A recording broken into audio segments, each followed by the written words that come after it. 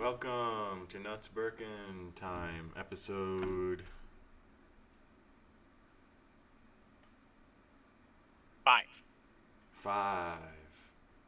Today we're talking about volumes 28 to 34. I think that's how numbers do. No, that's not how numbers work. Is that Yes, how it numbers is. work? Yes, it is, yeah. That's 7 numbers 300. It, 28, 29, 30, 31, 32, 33, 34. Yeah. Guts Berserk. it, I think next week we could finish up almost. Pretty much. I I think we mean, should we've just finish got. up. I think we might as well just do like the rest Yeah, I agree. next week Because we've got because about I think 70 chapters left. there's like I think there's gonna be like a handful of straight chapters if we go by volume. Yeah. Alright, next week we'll finish up. That's so exciting. Yeah, I'm so excited. This time on Berserk. Last time, what happened last time? Natsenko went to the beach Yeah, after beach all episode. the rough things happened. hmm Okay, why did they go to the beach again? I mean, From they're on their way to Elfheim, right? It was just on the way. yeah, but like, oh yeah, because we're talking about things that happened like 2 weeks ago. Now it's like they Yeah. they did all the trolling arc. They did the trolling arc, and now they're recovering from that and going to the beach to like chill Oh a yeah. bit. Okay. They're going like along the beach and they find like a house, Well, like a Skeleton beach Knight hut. shows up at the beach. He shows up at the beach and he tells some lore. The Yeah.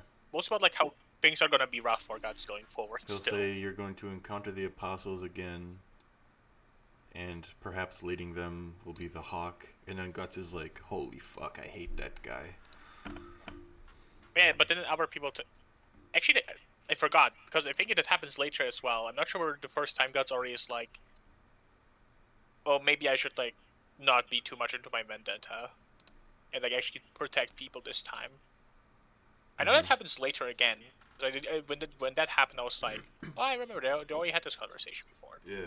Um, Oh, but and yeah, I then think your prediction about, because that's when he says that Casca will be able to get her mind back, yeah, which the you just say that remains like to be seen. the Elf King, who's not named Oberon for some reason, who's like the Elf King in everything historically, like every Hana media, so that's kind of Fubuku. strange. Yeah, some place Japan has name. Yeah. But yeah, they're gonna go to Elfheim, Sword Art Online arc, by the way. hmm And It's Elfhelm. presumably are close enough. Presumably, at least that's what Skeleton Knight says. And Skeleton Knight is probably, even though Skeleton Knight is kind of a bozo. I'm gonna talk about that later, like in an hmm hour from now. Yeah. He's probably right. So we're gonna Probably. get Casca back, but not this hmm volume because we're spoilers. We're not going to Alfheim yet. There's a bunch of shit that happens before Yo, spoilers. spoilers. But yeah, like they talk a bit to Skeleton Knight and eventually just leaves. Pretty sure. Then And then, Guts like, yeah, and then the kid shows yeah, up. yeah. Casca like walks off from. I don't remember who she was with. Like, Casca dumb, so she's always with someone who has to look after her. And she walked off, and that person lost her. And then when they find her again, she has like a naked child with her, hmm and she really likes the child. She like really wants to protect it. So when people say, "Hey, Casca, you probably shouldn't. You probably should like look for the child's parents or something," that's like, grr. And they like, okay, whatever. hmm Take the child and everyone else back to the beach hut, and they eat like dinner. They have some cute moments. I think the child looks at Guts sometimes, and Guts like, "Wait, look, can't be like that." hmm Tries to like climb on top of Guts. The child falls. Guts catches it. Casca's there as well. I think this is like supposed to like definitely remind Guts. I think he also like thinks about it for a moment, Yeah, there's a but like panel with their child on it where he's thinking about it. yeah, this whole thing is like supposed to like make him remember. hmm And he does. And then Crocodile shows up from One Piece. The panel where the crocodile's standing in the doorway is very funny. I really like the crocodile guys. They're just kind of funny. They're goofy looking. But yeah, the beach hut gets attacked by crocodiles, which at this point we're supposed to be, I guess, a little like, oh, why are crocodiles attacking the beach hut from? Because we know that crocodiles are from the Kushans. Why are the Oh Kushans yeah. attacking Guts, Nuts, Berserk and stuff? They haven't like really been in conflict with one another. Mm-hmm. But yeah, they fight the crocodiles. It's pretty easy. They're bozo tier enemies. Yeah. Like Serpico gets to like destroy people. Even the child gets to destroy some of them. And obviously, Nuts goes like A hard. little bit berserk. Even though he's like supposed to be injured. I think everyone's like, Guts, you shouldn't be fighting. You're injured, and Guts doesn't really care because Guts is actually never injured. People always say that he's permanently injured, but it has never really stopped him from just destroying everybody around him ever. Mm-hmm. It's just Guts mode. Yeah. So. Yeah. And then the real It's big kind bad guy shows up. Well, they kill like a lot of crocodiles. Yeah. Like a lot of them. Like 50 or something. Yeah, too many crocodiles. And it's The big elephant. Shurika does like her magic. Monster. You're going too far. Shurika does like her magic. Nah, that's part of the killing the things. Well, okay, but she does her magic thing, and they keep killing. Guts is resisting the Berkin time armor. The Berkin time armor really wants to take over. Mm-hmm. They kill some like Kushan priests who are hiding by the rock. Mm-hmm.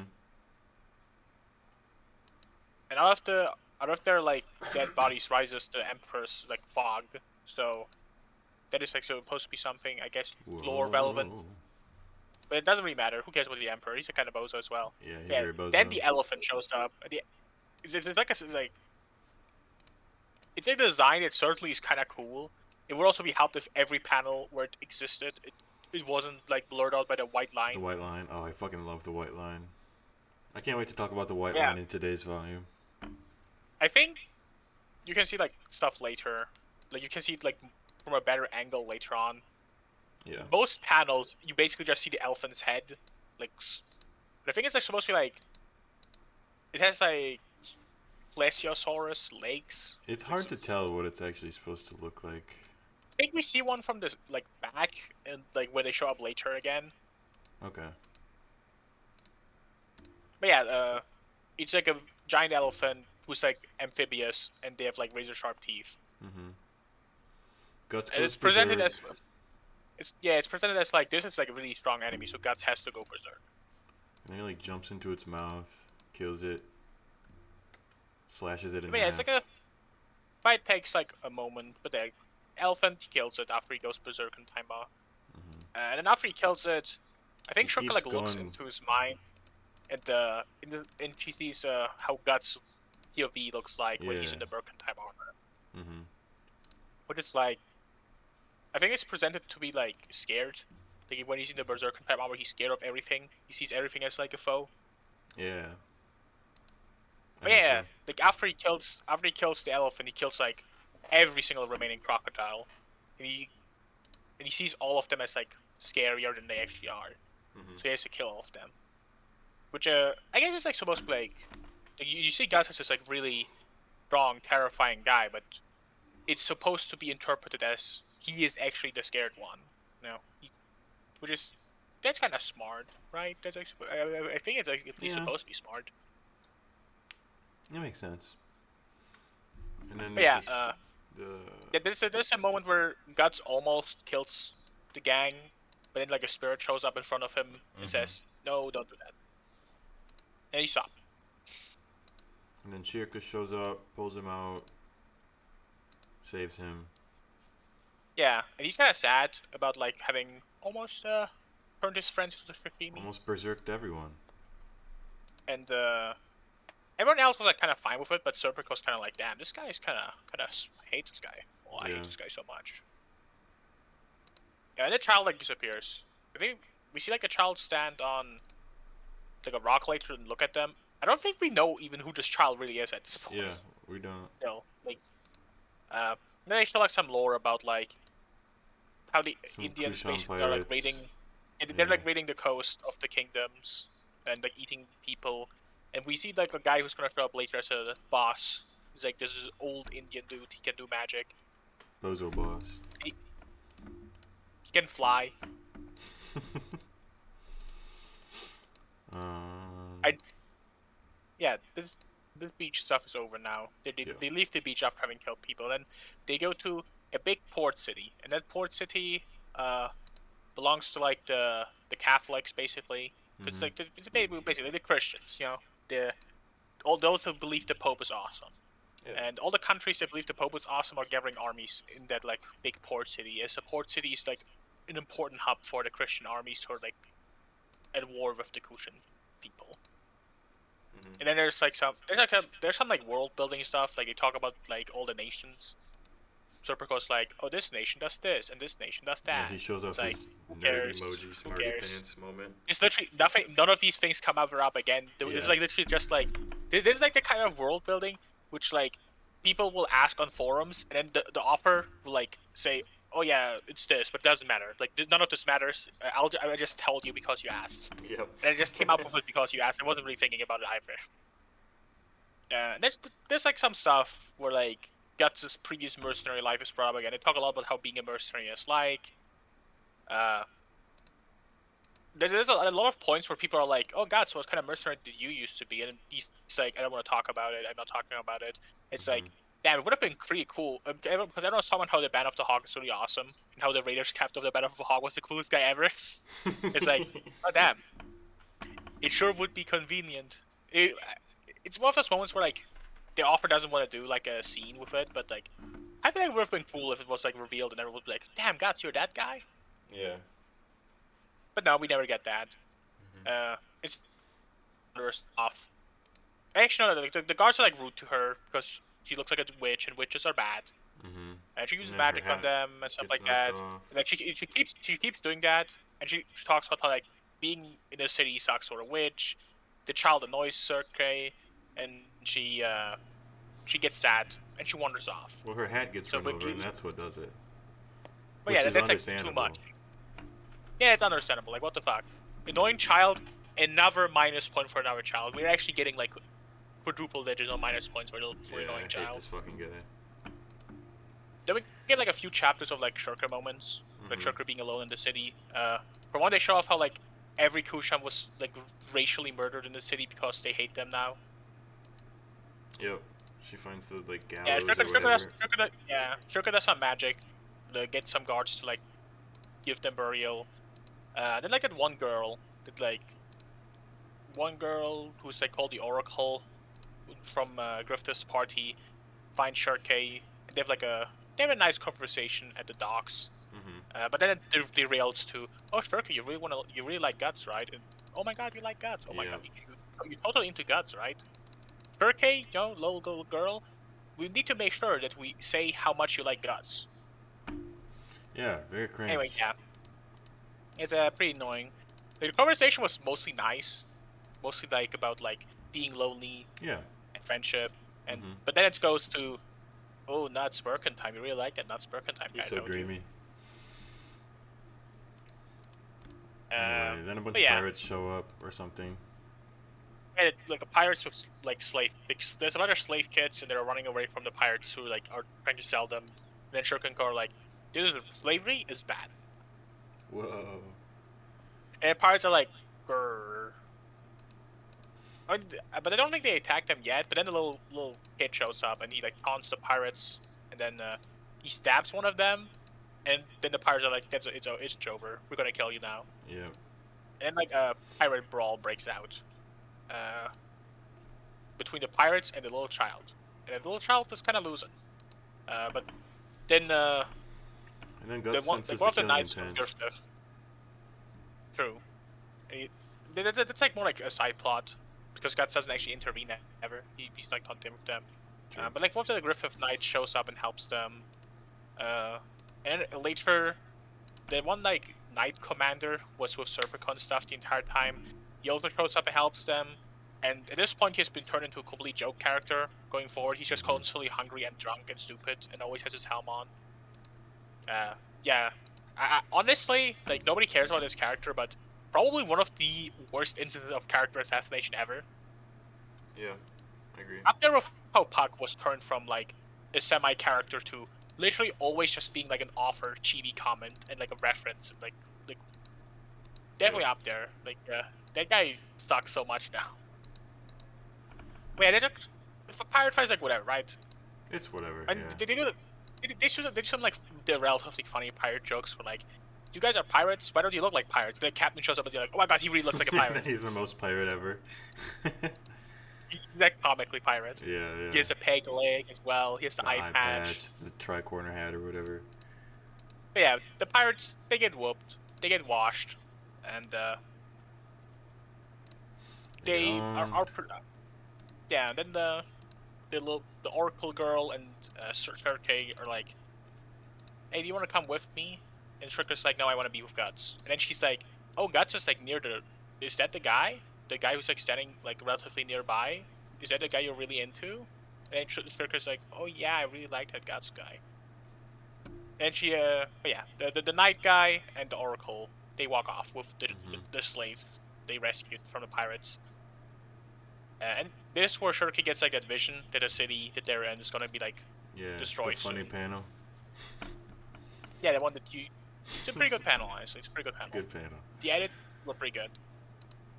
Oh, yeah. And I think Shirky and Annoying Child made up at this point. Yeah. Then they go to like a bar. Go back, and, like everyone in the bar is trying to and sexually assault girls, and then Guts kicks their asses. And then Shirka's wearing normal clothes. Yeah, Shirka puts on normal clothes, and I was like, "Damn, Shirka, this looks really good." And I'm like her witch outfit looked way better. Like, what are you talking about? Can we stop? Why she looks so stupid. But yeah, it's like whatever. She doesn't actually wear it for a long time.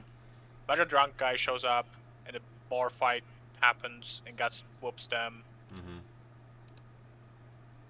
And Shirka, it's like just Shirka is like happy to be with them, even though she like at the start talked about how like being in a city sucks as a witch. Humans are bad, and then she's like, I kind of like these people. Yeah. We kind of like Griffith party here and there. Yep. They're just like talking about like what they want to do. Talk about how being like cool and stuff. he's gonna marry the princess, and they like established that the Oracle girl and the bow guy on Griffith's team. They established like a relationship between them, like not like a sexual one or anything, right? Like it's just yeah, you're lonely, I'm lonely. We can like hang around next to a bonfire at night together. And then we get Farnes is practicing her magic. Yep. Yeah, her training, the whole like mage training that they were talking about, that starts now, and it's gonna be like a theme going forward. You know, she takes some time. She's not very good at it yet. Then they know they need a boat, and then Farnes is like, I know how to get a boat, and then she goes to her dad, who's in the city. Yep. And she walks in, and her dad's like, Farnes, I heard about what happened. Holy shit, you're so incompetent. You will not leave this house without permission. And she's like, yeah. Okay. Okay, Dad. They change their clothes. They take a shower. Farnes, some stuff like that happens. Actually, I mean, they cut. Okay, actually, now I'm looking at. They like cut back, and we get like that really bad scene. We probably shouldn't even have to mention it. Yeah. The awful panel. We don't talk about that one. So we talk about the Farnes bathing scene instead, where we see Farnes boobs, and she's surrounded by a bunch of mates. And they like want to throw away the magic gear that Berkin gave to her, and she's like, "No, don't do that." And then she like hugs him and is like, "This is very important to me." Then her brother shows up. We have learned, like we have not said that earlier, but like we have basically learned that she has a bunch of brothers, and like most of them are like very competent in high positions in society. But this one isn't. He's like kind of a bozo. He's kind of bozo, but not as bozo as Farnes. Like in the sense that like her dad thinks that he's incompetent, but like not the same dimension of incompetent as Farnes. Then Farnes and him have like talk, and he's like, "Hey, I think we're kind of similar, Farnes, and Dad is wrong, you're right, and I could actually help you out with the whole boat thing, but you would have to help me out as well." Yeah. They did the crab race. That was kind of. That I was like that awesome. they're doing a crab. It's kind of cute. And then More Serpico stuff of brings the stuff more more back. more more s- more more Shirkei X Guts posting Yeah, happens. we can ignore that. But, but then Serpico comes back and he's like, Farnes is not coming back, and Arrow's like shocked. What? 40 is not coming back? Not Farney. Uh, And then not they send 40. off the elves to It, go like spy on them, see what's going on. I mean, first up, like they get like a scroll, which is like this is what Farnes got for Yeah. uh like doing the whole thing that she agreed upon, which we're gonna talk about in a moment. That with that scroll, they can take a boat to Elfheim, Hmm. and he's like giving them the magic gear back. It makes Guts is like, you should at least tell us what's going on, and Serpent was like, I hate you, and then leaves. Yep. And then they send the elves to spy, and obviously they do like a bunch of goofy shit because they're elves and they're comedy characters and Hmm. bad characters. Hate them. And then we meet And then we find out, Roderick. yeah, who's a naval captain, Roderick of Staufen. Oh, Staufen. That's like an actual royal house. Staufen. But yeah, he's like a naval commander Hmm. and a noble, and he's gonna marry Farnes. And it was like the Nice. deal that her brother was like, basically marry this guy, my friend, my homie, and then I'll give you a ship. Yep. And I think it's like supposed to not be creepy. Like their relationship is supposed to be like even It though was it's like kind of nice. Yeah. He was. forced He upon them, seems like nice enough. the author goes out of his way to make sure that like Rodriguez is no, Roderick, not Rodriguez. Roderick. Yeah. Roderick is not actually a bad guy. Like he's like nice. They have like some chemistry going on. Hmm. He doesn't actually like say anything bad about Farnes. He isn't like what's called womanizing her too much. The like it's not Yeah. actually It's fine. supposed to be that bad. Yeah, like it's not supposed to be like a super, which I guess is a good way to like write a situation like to be not as black and white. Like, oh no, Farnes is being forced to marry this like really ugly, disgusting, noble asshole, and she has to be saved by our protagonists. It's Right. like it's not actually like that dire of a situation. Hmm. And the elves come Um. back and they're like, can you believe what's going on here?" And I was like, "Damn, this sucks." And then And then Casca drops the the scroll. Casca burns the scroll, and after that happens, Guts is like, "Well, now we have no reason to like not get our friend back." Right. Uh, it's like where this part starts. We have some scenes of her training magic. Her mom shows up, and they talk. Cat, cat, come on, cat. Come on. Her mom shows Hmm. and they have like some conversation about like backstory, and her mom is like surprisingly nice. Yeah, The she's only pretty like cool. royal mom who's not like an asshole. Yeah. But yeah, she's like nice. She's like, actually, your dad, he's a little bozo himself, Hmm. and he doesn't actually think of you bad in that way. He thinks of you bad because he himself is a weak little man. And he can't control you, and you actually are like a very strong, independent woman. Yeah. She says that he's like scared of her because he doesn't know, like what her next move would be. She's a wild Yeah, you card can't. and he doesn't like that. Yeah, and she like says how like um her and her dad didn't like raise her. Now, of course, you would be like that if because we failed to raise you properly, and it's fine. You're Yeah. actually like a strong independent woman. I respect you. You should just do what you want in your life. Hmm. Like her mom is like being very nice. And then they talk about like how there's gonna be like a ball, this evening, and how both of them are gonna go to the ball. Yeah. And then they do. Yeah, that Berkin gang comes to the royal house, like the estate where they are at, and then they ride off. And they're like, well, I guess we gotta go after him. Yes. And yeah, the next shot is like already like it's evening, and Hmm. the big ball is going on. All the nobles are there, and there's some like lore about how like they're talking about splitting up Midland because Midland is like destroyed, and all the people, like all the royal houses in the city, like all the other nations are actually only here to like. They're not here to like help Midland. They're here to like take a slice of Midland for free for themselves. Yeah, yeah. I know the Midland nobles are like very sad about that. Poor Shoujo fans. Nah, actually, fuck them, Midland. The Midland fans, they deserve. This is what they deserve.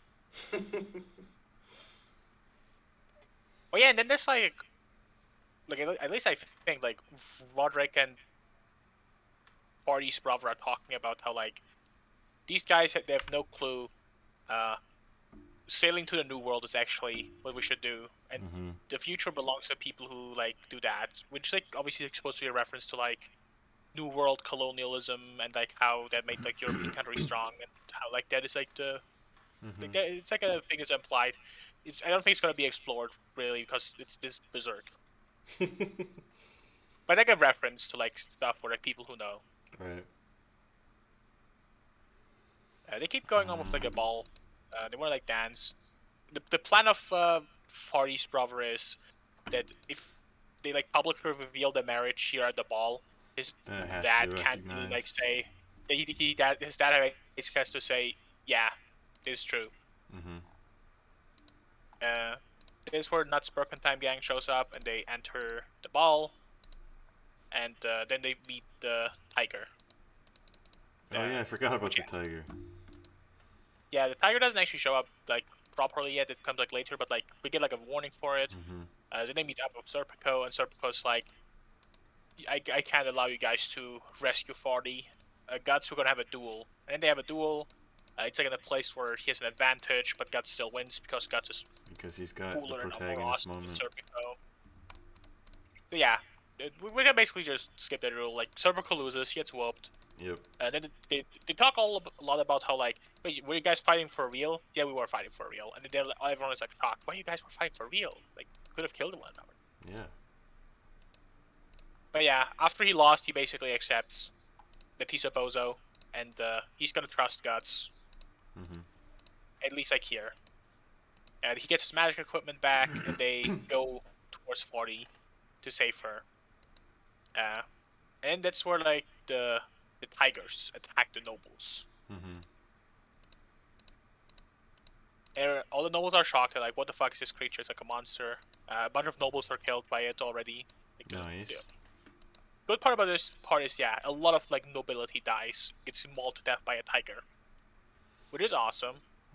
And Marty knows like how to fight these creatures a bit. Like she knows, we should like get silver and attack them with silver. Yeah, but of course she can't do it herself because she's wearing the dress, so Serpico has to step in and save her.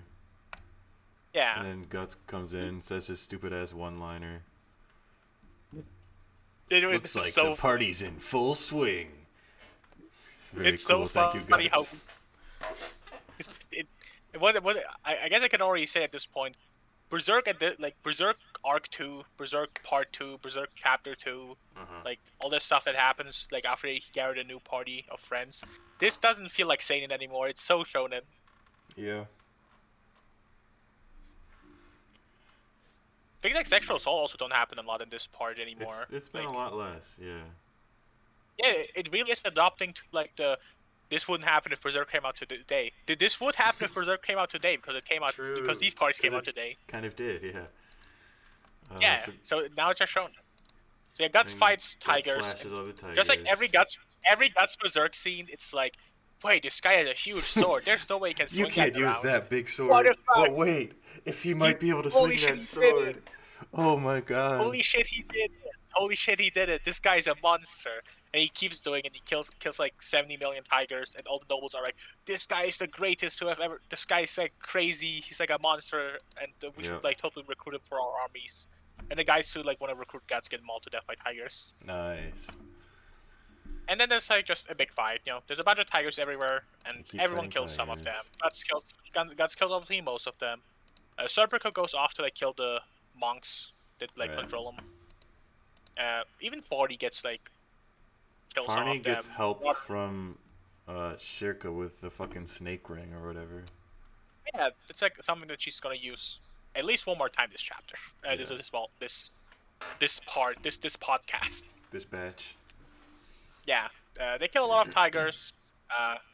Barney also tells Roderick to use silver, and he does, and it's effective. Which this shows that Roderick is not too bozo.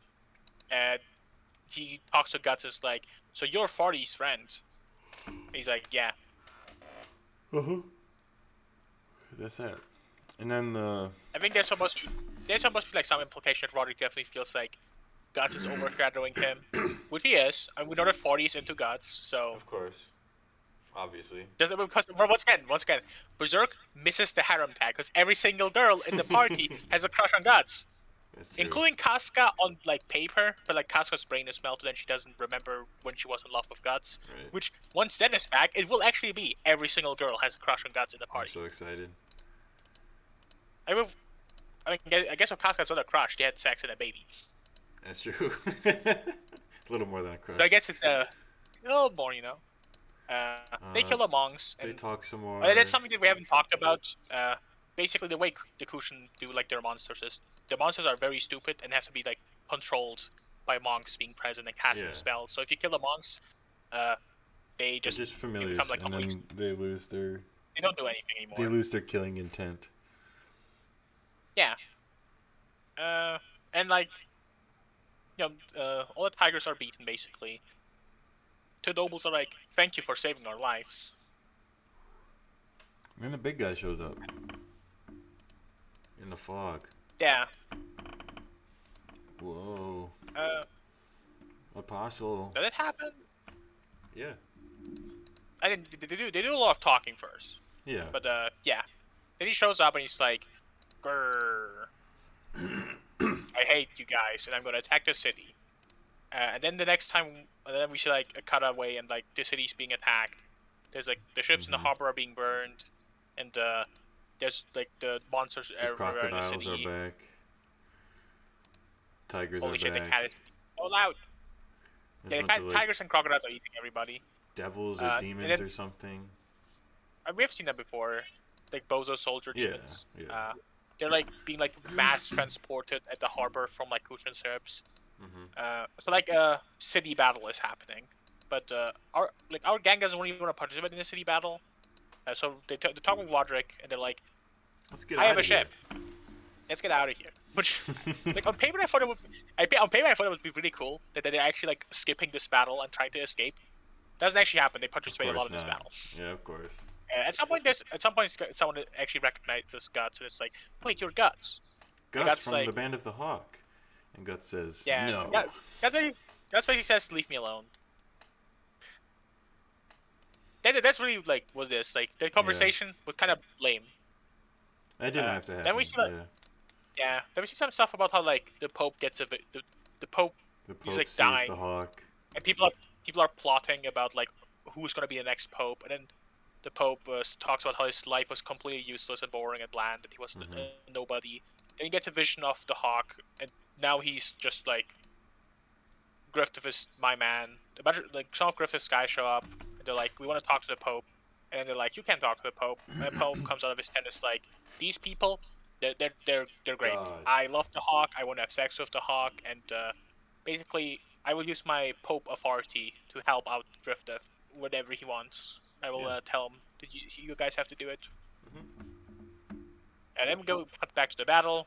The people in the city are fighting the demons, and God shows up, and all the soldiers are like, "There's no way a guy can wield a sword that big. Holy shit, he's killing all the demons." It's so funny. But yeah, they fight. Like this part is like not too important. They just fight their way to the It's harbor, just a fight. and then more elephants show up. Yeah. And you know how last time God actually transformed to like be one elephant? This time there's like 27. Whoa. So God's power level increases a lot because last time he like had to go berserker mode for just one of them, and this time he beats like a bunch of them without having to really truly go berserker mode. Right. Yeah, they kill a lot of elephants. They kill a lot of bozo demons. And they make their way to the harbor. At the harbor, they keep fighting more demons. Sorry that there's not much to say, but yeah, they just keep fighting demons. Yeah. And then Shurika's like, Oh, I Shirka uses know her I can big summon spell or like. something. Yeah, Shurika's like, hold off the demons. I will use a cool spell, Mm-hmm. and they hold off the demons until They Shurika sure can use her do. cool spell. They're like struggling. Like the Arrow's like, Shurika, come on, you really need to do your spell, or Guts is gonna transform. And then she does her spell, which is a big Big fire fire. wheel comes. It kills all of the Kills demons. They're all everybody. burned to death. Yeah. And everyone's like, that was good, Shurika. That was Good good. job, Good job. Shirka. And then more elephants But it was show nice, up. though. More elephants. Like, actually, like, a lot of elephants show up. And then Guts has to go berserk in time again. Yeah, this time he has, but this time, Sharkey is like with him in the Berserker mode. Like her Yeah. consciousness is with him, which allows not just like remain conscious, which is sad because when Guts is But conscious it in his looks Berserker mode, so he looks stupid. stupid. It looks He looks really stupid. dumb. Instead of the help like, fully covering his face, it's like only partially, so like you see his stupid ass face. Yeah. Um. So he fights those bozos, and then the old guy shows up that we mentioned earlier. Yeah, he's gonna be like the boss battle of the harbor. He's floating. It's really funny. They also reveal that like we can understand everything they're saying, but like they're like this guy is speaking like a different language. You don't understand them. Mm-hmm. And there's some like magic lore where like the magic of the Kushan is not the same kind of magic as the ones of the witches. Mm-hmm. So like they're talking about how like his magic is different than my magic, and he's saying how their magic is different than my magic. And they fight, and then he does like magic very fast, and she's like, "Holy shit! How does this guy do this? He's like a super powerful mage." Oh But yeah, he uses the. they fight. They fight. Eventually, they like out trick him and blow his back out, and he's like, "Damn, I'm old." And that's really what happens. Like his back is broken. True. Like lies there like an old man that like fell over. And he's like, "Can't believe that these whippersnappers managed to do this to me." And he's like, "I can't believe that these whippersnappers made me go this far. I have to use my power that I was withholding until now." Mm-hmm. So he summons like a big water snake. It's not actually a big. It's actually just a regular snake, but the snake surrounds it like itself with like tons of water and forms like a body of water that resembles a snake. Mm-hmm. I think and then they fight it and they win. They fight it and they win. Basically, it's true. But there's also some like lore about like this is basically like the next tier of water spirit compared to the Kelpie that they fought in the earlier chapters. Like it's a higher tier water spirit. But yeah, Right. they defeat it by like doing some like wacky movements and stuff. It's not too interesting. And then the There's not apostle much to say. shows up. We have to be a little more if one like after he gets defeated, he like lands on a like a Pterosaurus. Yeah, the thing that Aerodactyl is based on. Yeah, Flying the dinosaur. Aerodactyl. Yeah. Yeah, and he escapes the battlefield. And he's like, "Damn, I can't believe I lost." And then like the Emperor manifests from like a lot of fog, and he's like, "You suck. You're like a complete bozo. How could you lose so much?" And he lightning strikes him. Which I'll talk about it like soon. How the Emperor is a completely badly written character, like completely like I would expect like new release of Shonen Jump to write this badly. The Emperor, like because the Emperor's gonna like keep shocking people with like his might, with like his magic, and everyone says, "Damn, this lightning is incredibly powerful. He's really scary." 3 characters get shocked like in total like a dozen times. Not a single character like really dies from it. Doesn't even get like most of them get shocked multiple times and keep moving as if nothing happened. Yep. So like no matter how many times you tell us that these shocks are like really scary, multiple people who are like literally on death's door get shocked multiple times and they can still move. And they're just fine. Like complete bozo writing. Like in general, I guess I'm like once we like done with talking, I'll talk more about how like the Kabutan are written so badly. But yeah, this is one part of them. Like you you have to show me that they're actually scary, not just say Just say damn that they're this lightning is scary. very strong. Yeah. If you say it's scary and then it really isn't scary at all, like not a single character gets hit by it, and then really has like any consequences from it. So like very bozo ability. Mm-hmm. I mean, even like the old guy who just lost a battle to Guts and was running away, and was wet, gets lightning strike like Yeah, he got twice. He owned. doesn't. That was it. Nope. No, he's still alive, right? Like he And get he lightning just strike goes twice and away. he's fine. Yeah. Yeah. They can't even kill an old man that just lost a fight running away with 2 lightning strikes. I did like some stuff about like I poked my sword in the ground and I used it as a lightning rod. That doesn't change So the fact that smart. Guts got like zapped like multiple times. Yeah. Even the old guy gets zapped multiple times. And then they're gonna show up now. Zod and Co like fly in, swoop in, and they're like, "We're gonna fight you, Emperor." And they get their ass whooped a bit, like in the sense that the Emperor's made out of fog, so they keep like trying to attack the fog. It doesn't do anything. Yep. I mean, Zod doesn't really care. He gets like zapped and there's like Yeah, some he burn keeps marks getting that appear. zapped. He's fine. But like I mean, obviously like he's like fine, obviously because the Emperor's lighting is a complete pushover. There's some other like apostles showing up. The flying apostles. I think he's actually able to like zap some of them in like the sense that some of the apostles like fall on the ground after being zapped from the sky. Mm-hmm. So I guess there's like some KD like nameless apostles get zapped. Cool. But yeah, Zod keeps trying to beat the Emperor. Doesn't work out at all. Zod is complete bozo. What are you trying to do by hitting the miss, my man? That was embarrassing for Zod, yeah. He lands next to Guts, and then they have like a conversation where Zod is like trying to shit talk, like we're gonna fight after this is over, while being like completely destroyed. I think Guts basically like just like the next time Zod stands up and flies away, Guts just like hacks on. Mm-hmm. Yeah, he jumps on. Yeah, and then he basically tells Zod, "Do what I want to do, or else I'll cut your head off." Oh yeah, and the reason why Zod is like doing what God says is because the apostle girl that the oracle told him, like, Yeah. there's gonna be like a moment where you can make the right decision or you can make the wrong decision, and you have to make the right decision. The right decision is doing something with an old acquaintance or something like that. He basically told him like some cryptic text about like how he has to believe in the power of friendship with God's Berserk. That's why he agrees to do the thing with Guts. And then And then they do. Guts asks Shirky where like the spiritual body of the Emperor is or whatever. And she tells him the location. They fly into the fog and hit that location, and the Emperor fog disappears. And it turns out he was a bozo the whole time. He really was. The fog goes away. Guts and Zod are just what's fine.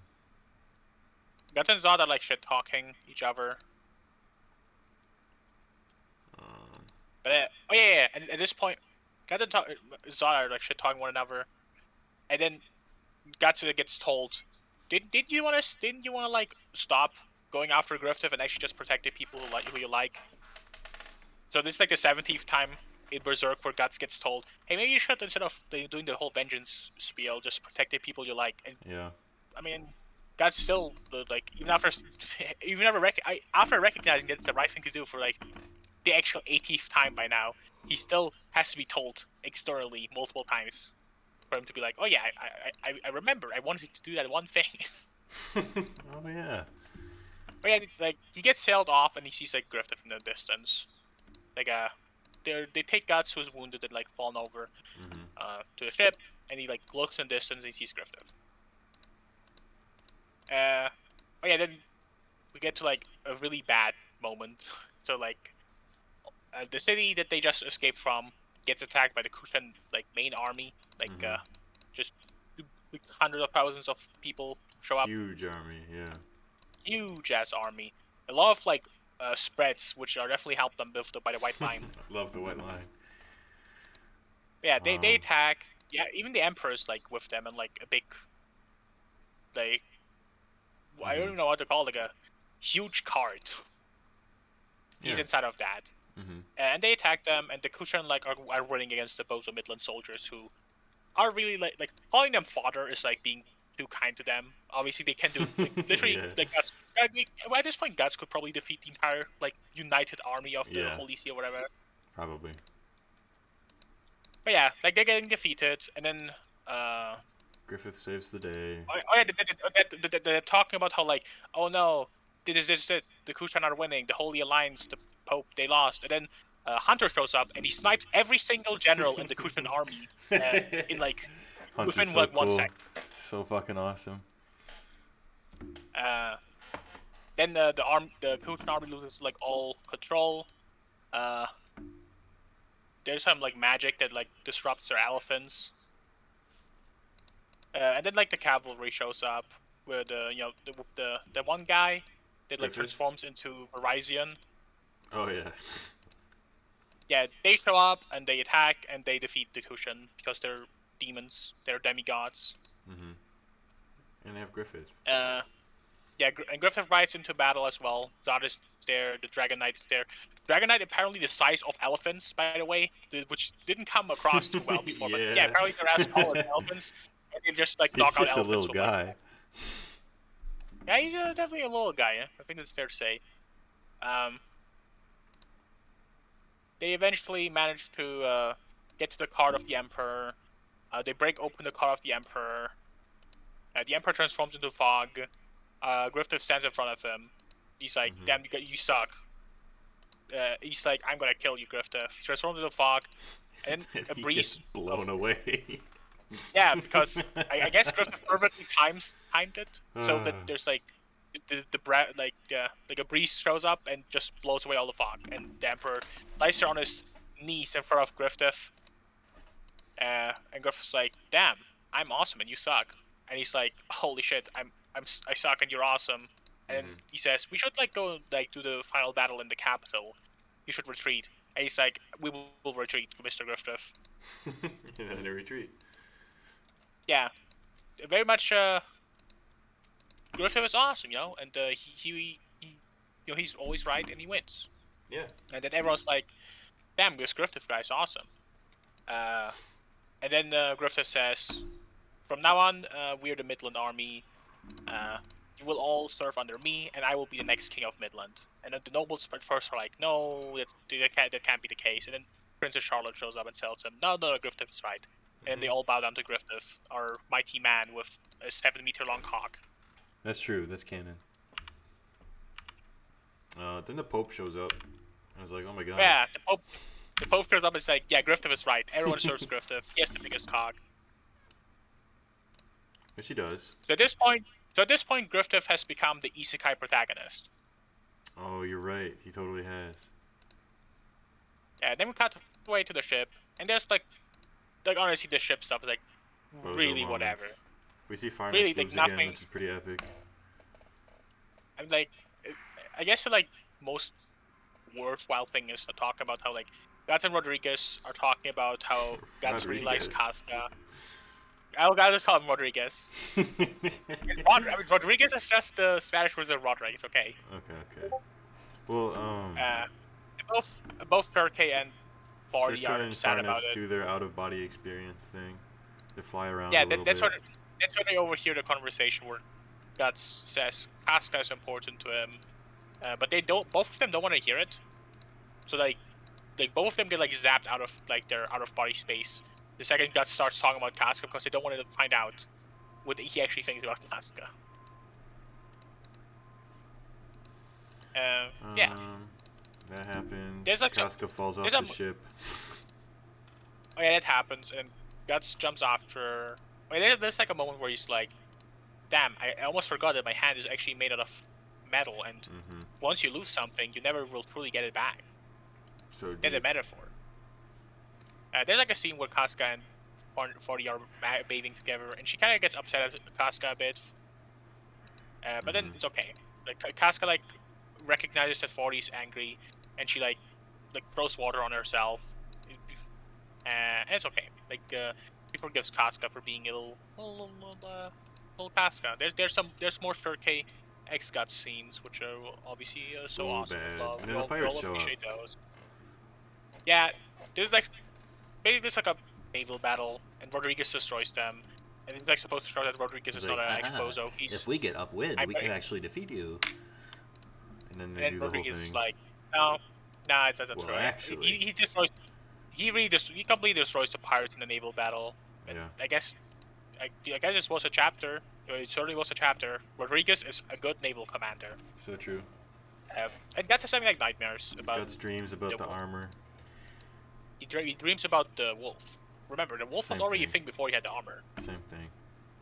No, that's literally not. The wolf and the armor are not the same thing. I mean, for one, the armor only looks like that because of the wolf. Like, Yeah, remember, it they're the didn't look same like that thing. before. I think it's better to just say he's dreaming about the wolf. Guts Yeah, he's dreams dreaming about the wolf. wolf. Oh, And this is where then- this the fucking where the wolf. the Treasure Island reference. Rodriguez and the other guy are talking about how they should like totally like conquer Elfhelm and become the new kings and like enslave elves and sell them. And the Treasure Island reference happens. And they actually So then cool. Hawk actually agrees to the whole like plot of trying to conquer Elfheim. Very stupid, by And the it's way. certainly something. Yeah, they're completely badly written in general. I mean, this Puck, honestly, at this True. point, I feel like if I tried to write Puck worse, I couldn't. So I guess It's the author is impossible, just on a yeah. different plane of existence. Rodriguez talks to Party a bit, and then they're talking, about like how life has evolved for her and how she really likes her friends and magic and shit. And I think we get another one of those like guts staring at the distance panel. I think this is a reference to like a previous gut sitting and staring to the distance panel. Probably. Like I'm pretty sure we had this. Like I remember we had like basically the same panel before. Yeah, it's a reference to Berserk fans. So. Whoa. Berserk reference? But actually, this is another thing. I guess I can bring it up right now before we talk about some other stuff. But in general, the whole Band of the Hawk Part 2, like it really feels like. I don't want to accuse the author, but it kind of feels like the whole like referencing your own material and being like, "Oh, remember when Berserk was good, guys? The other things you liked the series for? Ha ha ha ha ha ha ha! Please keep buying the volumes." That's what happened?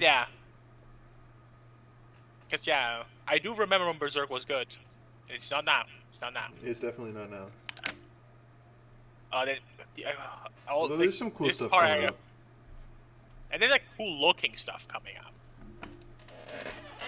I don't even want to like talk about this part because it's so like whatever. It's like the capital city. Remember, it's like being controlled by demons and like everyone is like being raped there. The Liberation Army or whatever. They get the vision. Griffith's gonna save them. Griffith's gonna save them. Like at some point the Emperor is basically like, damn, Griffith really humiliated me in like not a sexual way. I'm really sad about that.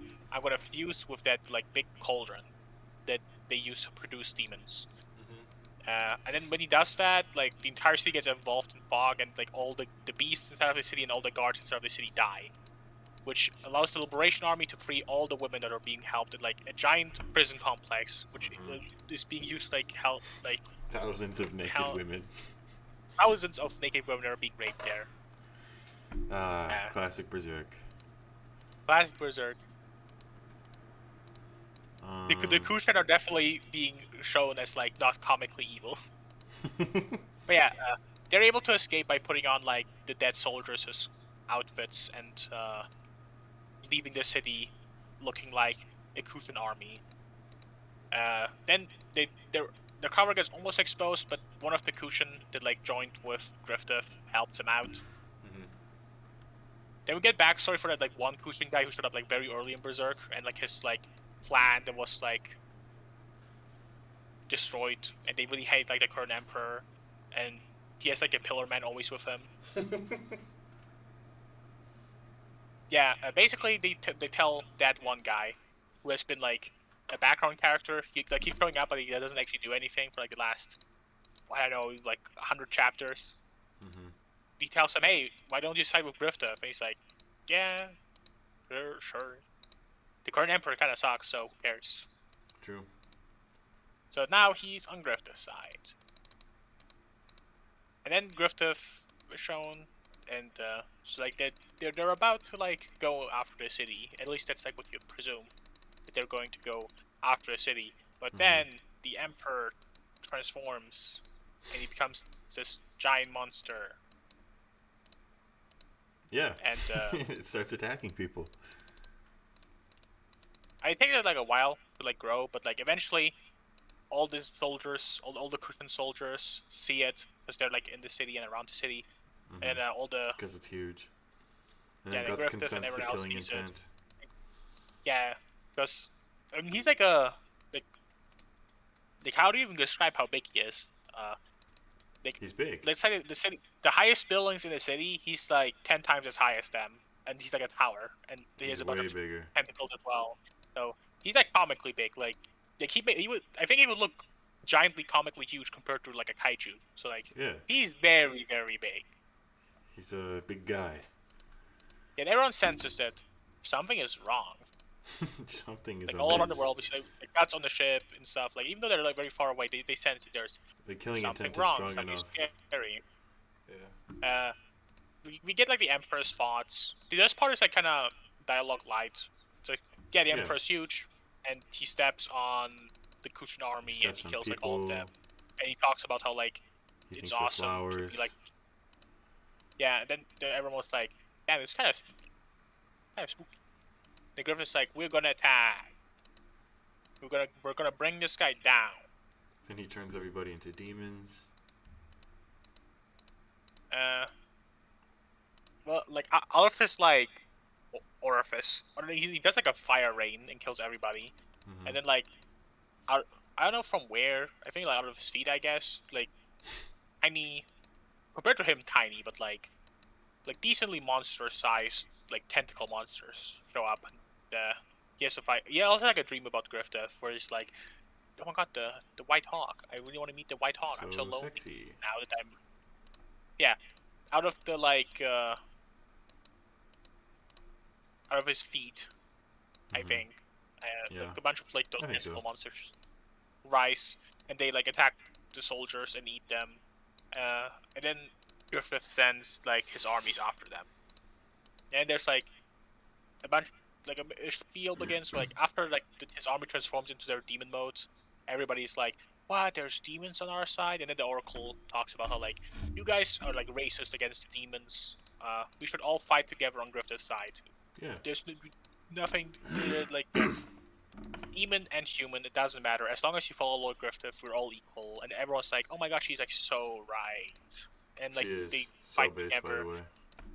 Yeah, and then they like the demons fight against the Emperor's Bozo demons, which like they're all like a bunch of tentacle blobs basically that really don't do anything.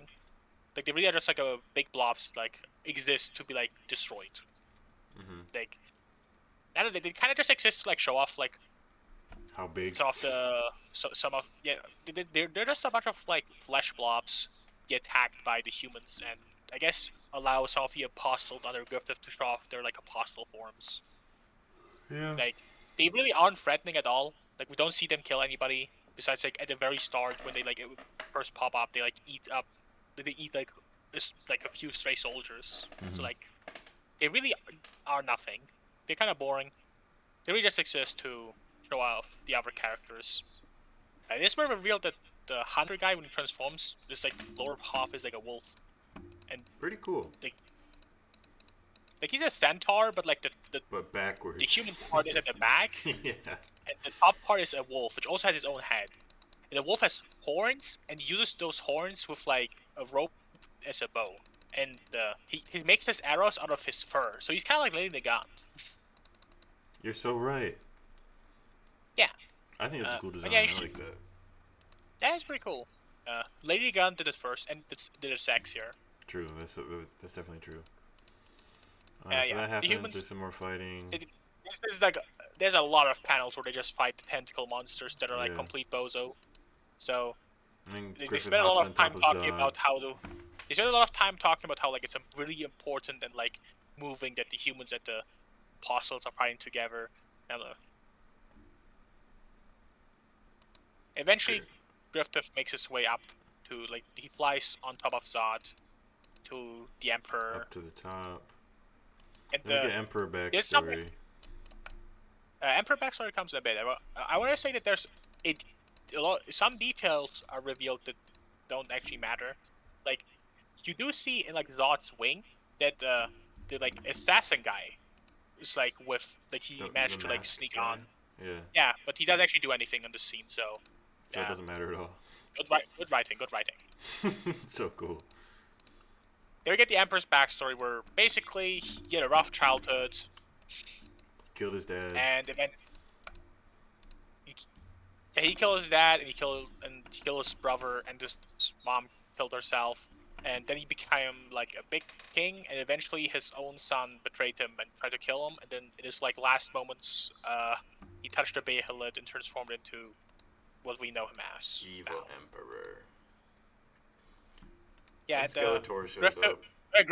Griffith transformed into Femto, by the way, at this point. Yeah. So, yeah, and we see like a moment where like I guess Griffith is about to like take the power of the Emperor, and then we see the skeleton guy use the cool dimension sword. slicing sword he has to like appear behind Griffith, and he's about to like smack him down, I guess, but no, Zod recognizes in time and he stops him. Which is, yeah, I like how Skeleton Knight never does anything ever. Hey, he saved the gang at first. I mean, yeah, all he does is like 100. sometimes when things look dire, he like rescues Guts, I guess. But like, yeah, there's part of Griffith like just getting his plan. It's kind of like two characters are there that both are like the Skeleton Knight tries, and also like the assassin is also there. So like, both of them are like there for like I presume stop Griffith from his plan, and both like now Griffith gets what he wants. Mm-hmm. We can't write something interesting. We can't do a twist. No, Griffith gets what he wants. Well, Griffith is very powerful, you see, and cool. Yeah, I guess, and then like it's kind of like not clear what happens, but like then he used the Emperor as like a gate. He used like the Emperor as like a gate to hell. I would presume that's like the way to best describe it. Like and there's like a beam of light going through the entire world, and all the humans have like a moment where like they become like veiny. Like there's like it feels like a part of their skin is being peeled off, but like not in a bad way. And all fantasy creatures are now real. So like now Berserker's officially high fantasy now. Goblins, dragons, harpies, unicorns, hydras, they are all real. So Berserker's officially D&D now. Finally. Let's go. And I think that's where the chapter ends. Yeah, that was the end. They tease like the god hand. Like we do see we do see like the really ugly one. We see the other ugly one, but the other ugly one actually has like a cool his spread is actually cool because there's a bunch of like really strange looking creatures with him. Yeah, I like that panel. And then the brain panel is literally just a brain. Literally just a brain. And they didn't show the hot woman. I guess the first one could be. The first one could be. Oh, and you can kind of see like her hair in the distance. So yeah, I think the first one must be. I think so. Yeah. There's like actually like 27 spreads here. That the entire chapter almost is. Yeah. Besides the first chapter, no. If you go to that chapter, besides the first page, every single other page is a spread, right. white line going through the entire time. Which sucks because there's a lot of really cool panels here. Yeah. So Berserk, is officially D&D now. It's awesome. Very good. Very cool. The Kushan are defeated, I guess now. They were just like I predicted, incredibly boring enemies, very badly written enemies. They just constantly lost, played badly. The entire like Band of the Hawk Part 2, like it didn't feel good because the first time all the Band of the Hawk members were our main cast, And besides Guts, they were just normal people. So when they did like the impossible victories, it felt good. But now it's like, who would win? 200,000 humans or 3,000 demigods? Um, Whoa. I believe that Griffith won. Turns out when your army is made out of guys the size of elephants who can kill elephants with like one swing of their weapons, and one of your generals can kill every single general in the enemy army in like a split second at the same time. Turns out Not it much of a doesn't matter that fight. they have way more people on their side. Yeah, that whole part just very bad, just very boring. Like, Yeah. I get it. Like Griffith was supposed to be like is like in a story within a story, and he's a protagonist and he can't be stopped, and he's like, but like you had like so many moments to like try to like break our like break that what you tried to establish and be like, ooh, there's a twist. You even had multiple characters within like when Griffith was about to achieve his goal, you had multiple characters there who we know want to kill him, and they didn't do anything. They couldn't. Oh well. What's even the point of the assassin being with Griffith? You literally He did didn't do nothing. anything in the scene. He was in one panel. That was it. It's I don't know. it's actually like teasing you, like, oh, we know, oh my god, it's the assassin guy, and we know he wants to kill Griffith. Oh, but that's all. Like the panel where he gets teased, that's all we get from him. He doesn't actually do anything. Yeah. Oh well. Yeah, Kuchen arc very bad, Cushion made. very boringly written characters. Um, like Griffith's war demons, at least they all have like unique designs. Like 95% of the Kuchen enemies are like the same design copy pasted. They have like 3 different types of demons. There's the tigers or the demons or the alligators. Yeah, and I mean, I guess the real problem, like the whole gimmick of the Kuchen is we have like way more soldiers than you, but they're all worse. And it didn't matter. They're way more. Yeah. Yeah, they're just this like oriental horde made out of like a lot of people, but all like the individual people are bozos. Which is, I don't know. You could have like, we all knew that Griffith was gonna win in the end, but you could have written it at least like somewhat interesting. Yeah. Like for example, we do know that this world has cannons. Like Godzilla has one strapped to his arm, and all of the Kuchen guys are based on India, so they could have like had the case that the reason why the Kuchen are so strong is because they have like cannons, and the Midland does not have cannons yet because historically India had like cannons before Europe ever had them. So that would have been like a cool way. You could have even wrote like they're fighting demigods, but they're blowing them up with cannons. So like Griffith isn't just winning just because his army's made out of demigods. So he has to still play like somewhat tactful. But like no, good writing can't do that. Can't do any good writing. There's also like a very weird point where like the Kuchen keep calling the Emperor like Shiva, which is like just a strange name drop. Like because it's just like one of the most important Hindu gods. It's like what if like it is like what if the Midland Church, like the Holy See and stuff, they go out of their way to not use any real like Christian words. They don't call the Pope Pope. They call him like Pontigraph or whatever. Yeah. Pontiff.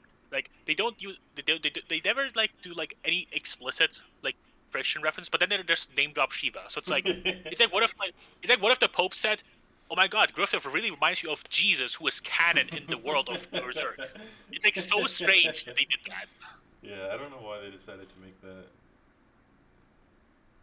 I don't know. Yeah, that was very strange. Yeah, Berserk. This last volume looked cool, but it was very mid. Like while I was describing it, was mostly just like the first 4 chapters of the volume are just describing one very mid battle. Yeah. In the end, it's like teasing you as if like something cool is about to happen, which on paper there's something cool happens.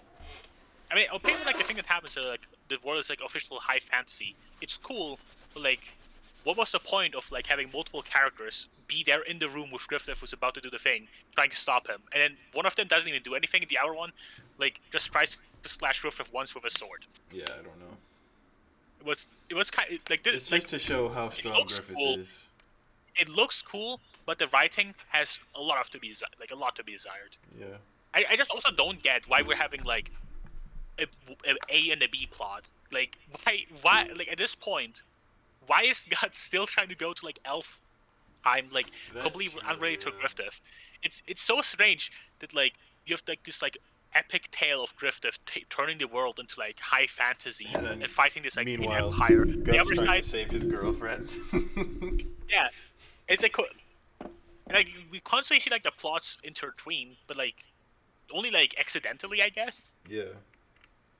It's very strange, like a very strange decision to like have an A and a B plot here and have them be like so different in scale as well. Mm-hmm. Like Griffith on one end changes the universe. Guts, my girlfriend, her needs like therapy. Yeah. She needs elf therapy. Man. Maybe the next batch will be cool. Next batch is gonna be the last batch, so we'll be caught up next week. What's the last chapter that the actual offer wrote? Again. Let's see. I think he wrote 364. And that was it. Alright, we still have like 60 chapters from original Berserk guy then. Yeah. And then there's 10 after that are... Is it rude to like smack about the like last bits he wrote before dying? No, not We'll really. see. We'll see how that Maybe this is why this part is so mid, because he was not feeling so well. I don't even remember how he died. I think he just died of like illness, Did he? presumably. And what else would kill him? I don't know. Because the Yu-Gi-Oh guy died trying to like save people. Remember? Yu-Gi-Oh guy, yeah, He was a his hero. death, like, yeah, his death was kind of crazy. Like, trying to save people like in a storm. What a guy. Yeah. Oh yeah. Okay. So Kentaro Miura died to acute aortic dissection. I guess it's just probably a medical term for he had something. Yeah. So yeah, Rest in peace. unfortunate. Maybe he will blow us away with the last few chapters he wrote in his life. I guess we'll see. Tune in next time to find out. On the Nuts Berkin Time podcast. Anything else I wanted to say?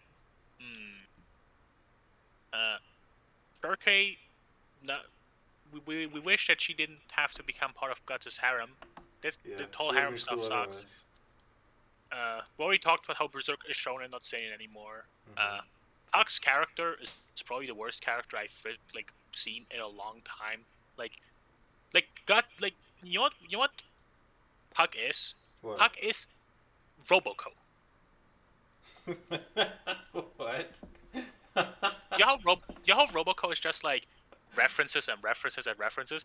That's what Puck is at this point. All Puck does in every single panel is like being out of context, like out of like universe, like chibi, reference to something. Like Puck is a salaryman, or Puck is a soldier, or Puck is like an old man, samurai. Like every single panel where Puck is on, it like breaks immersion, right? It's Yeah. like that's why like once this started happening with Puck, I think it's like very fair to say that Berserk got being seinen, because like, can you like imagine a seinen where you constantly have like a thing flying around making like references to, like modern Vinland Saga, but then there's like a little fly that turns into like Deku or something.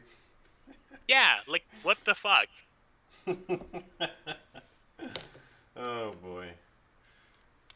Well, I guess they can't all be good. Berserk mid. Yeah, Berserk fell off. It's not even saying anymore. And it's a harem. Why did nobody want it? Berserk is a harem. Yeah, I wish I knew that going in. I guess the real problem is nobody talks about how Berserk fell off, because nobody talks about this part of Berserk in general, because everyone dropped it when it stopped being a seinen. We should have stopped reading after the Golden Age. I would have missed Berserker armor. It looks pretty cool. It looked cool until it didn't anymore, when he only did the half form. Half Berserker armor is just so bad compared to real Berserker armor. Oh well. It is how it is. Mid-Zerk. Maybe this like last batch, the offer's gonna turn it around. We're all gonna end Berserk on this was really good. Yeah, guess we'll see. And technically speaking, Berserk's not over, so we'll see as well.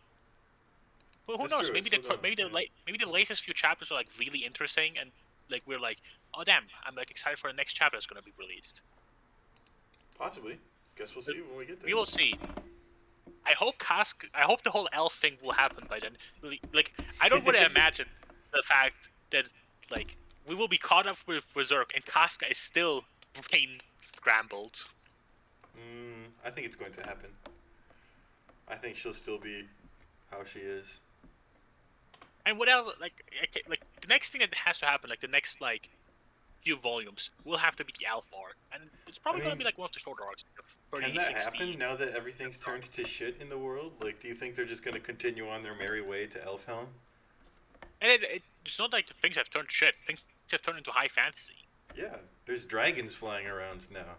You think it's going to be easy to get to Elfhelm? I mean, they're on their way there. They're probably almost there. Like by the time it affects them, they probably are already on Alfheim. And maybe some of the things on Alfheim itself. I mean, the thing is, the location they're going to was like a magical location anyway. So like the fact that so now it's going to be extra is magical everywhere. I don't think that's how it works. I think it's just going to be like Alfheim is like one of the few places on Earth that hasn't changed to how it was before. No, I think it's going to be extra magic. What does extra magic even mean? There's dragons and stuff. Oh yeah, I want to make a joke about the Jawtan because they never show up in Berserk. What do you We're mean? 300 chapters in, and they were there twice. And the thing is, saying they were there, really is they were there. They haven't done anything. They were just present. Like, yeah, but they like look cool. the Gothand. Like I have heard about the Gothand before. I thought they were like this really well-established cabal. We keep seeing their like devious deeds the entire time in Berserk, and it really is like fundamentally about defeating them. And then I read Berserk, it's like there's these guys that exist. We will never show them to you this entire maybe manga. in the next besides batch we'll see them. Because I hope so. We did end off being introduced to them again, so we did see 4 spreads where like they were themed after them. I think that's the more like fair way of saying it. That we saw them. We saw them just as much pages were spent on each individual Godhead member as was spent on trolls and dragons and unicorns. No, I think unicorns got more. Unicorns actually got 2 pages, spreads. Yeah. So actually, unicorns are more important in the Berserk universe than the fucking Godhead. The Jawhand. I think at this point calling them Jawhand, like at this point calling them Jawhand like as a joke, it's not a joke anymore. It's like we call them that because they're stupid and fake and they don't actually exist. So we might as well call them Jawhand derogatively. True. The Jawhand. Anyway, the woman is very hot and always naked. Yeah, we do like that. That's nice. Shout out to my man Guts Berserk for not wanting to have sex with her. What is wrong with you? Fuck you. Fuck you, Berserk nuts. This is what happens when you want to have sex with a child, probably, you weird guy. Don't touch Shirkei, you weirdo. Yeah, fuck you, Guts. Hated Berserk guy. Anything else you want to say? Other than If Berserk in any way, shape, or form advances Shirkei Guts plotline to romance, I will give this a negative 5 out of 10. Yeah, me too. I agree. Anything Be else? safe around Guts Berserk. And make sure to tell your friends that Berserk is a harem shonen. That's true. Yeah, it's Rent a Girlfriend. It really is it really is Rent a Girlfriend. Anyway, see you in the next and last episode. The final issue. Thank you for tuning in. Shout out to Josh for being the person to actually listen to these. So true. Goodbye, everybody.